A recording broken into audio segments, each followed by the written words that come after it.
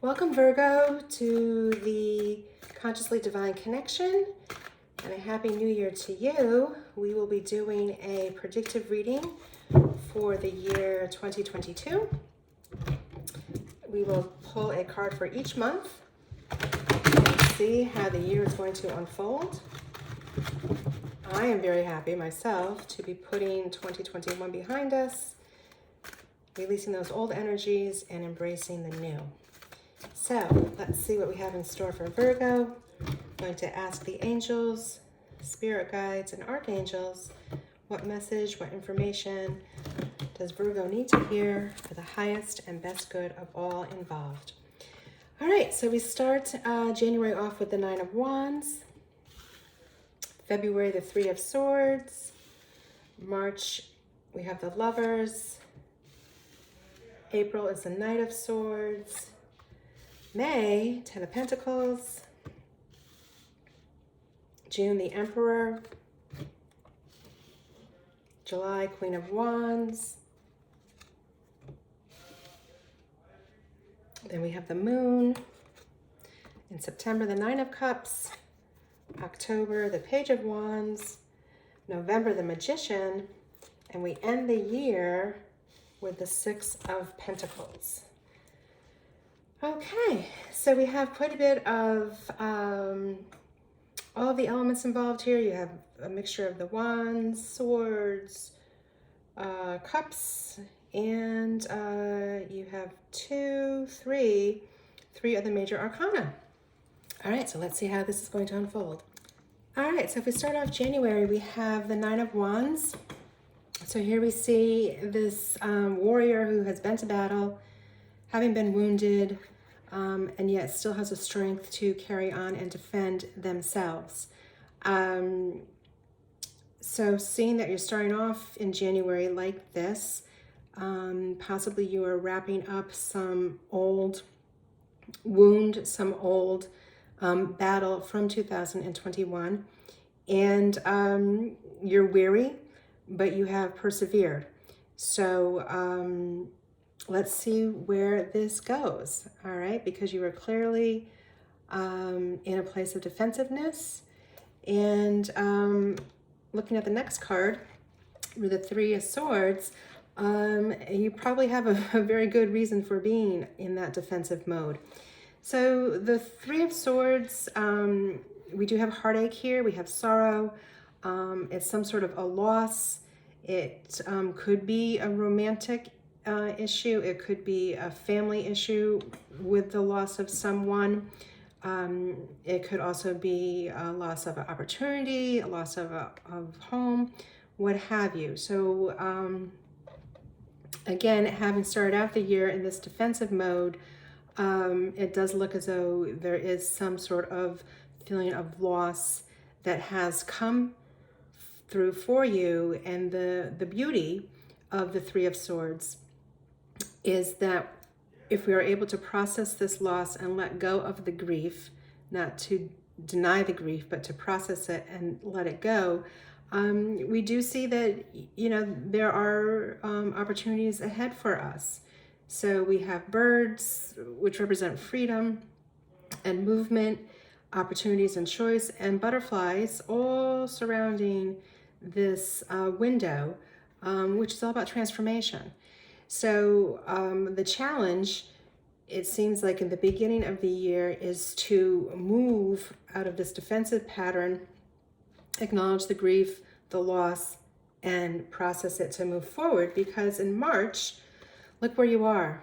You're in the place of the Lovers. So this is just a beautiful card, all about love, not necessarily romantic love, although it can be romantic love. It is a connection to a higher consciousness. It is a connection to the greater community. You are supported. You have had to possibly make a choice, but love gets us through everything, right? So how beautiful is that, that you have been able to process the defeat and the loss of the beginning of the year and step into that energy of love.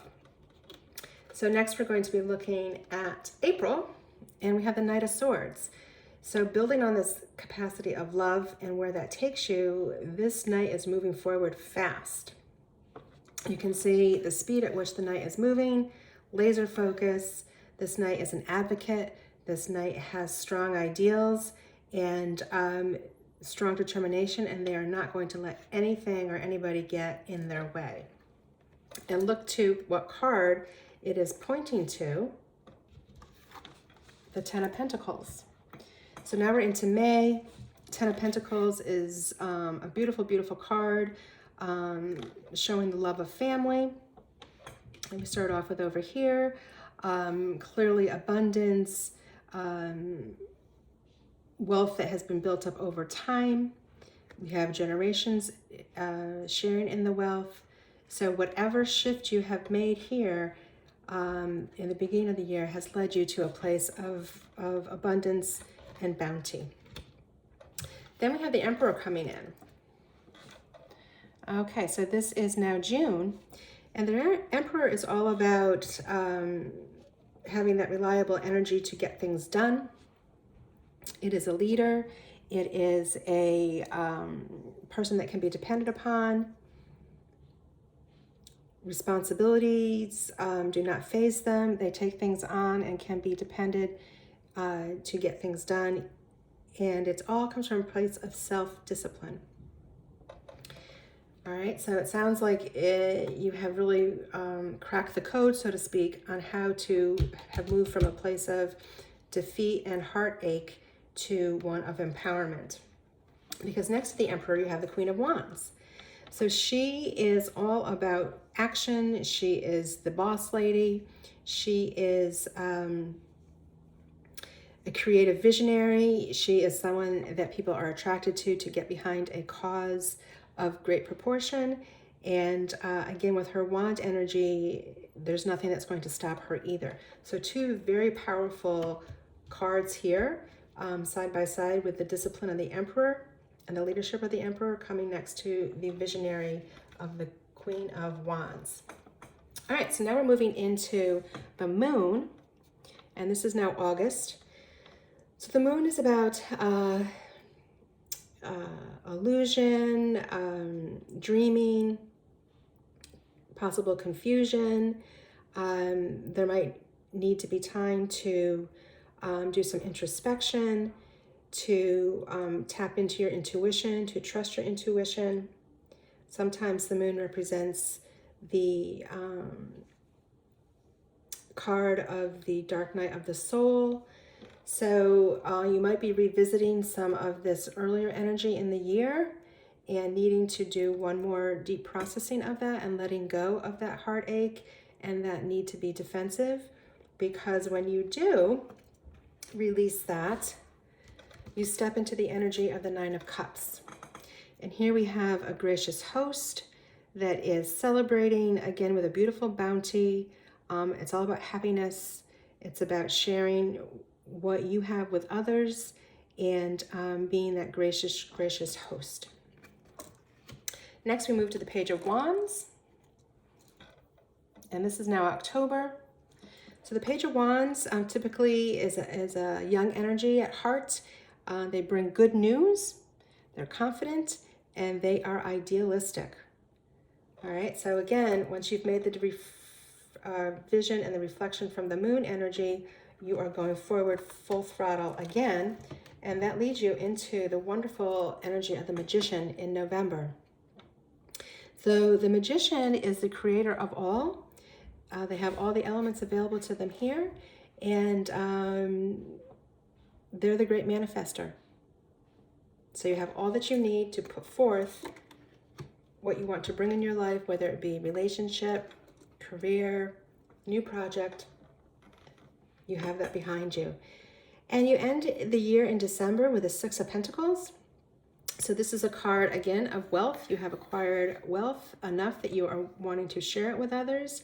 It's about harmony. It's about bringing balance between those that have resources and those that don't, and that you are able to be in a position, again, you have the Ten of Pentacles already, the Nine of Cups being the gracious host. So you are in a wonderful place of abundance and the desire to share with all. So it looks like, a little bit of leftover energies of 2021 with some loss and heartache, defensiveness you're having to let go of. But once you are able to do that, you really move into a very positive flow of abundance with the pentacles, wand energy to see your ideas forward. And you are the great manifester come the end of the year in November with the Magician and being able to share your resources with others around you with the Six of Pentacles ending the year. So very, very nice.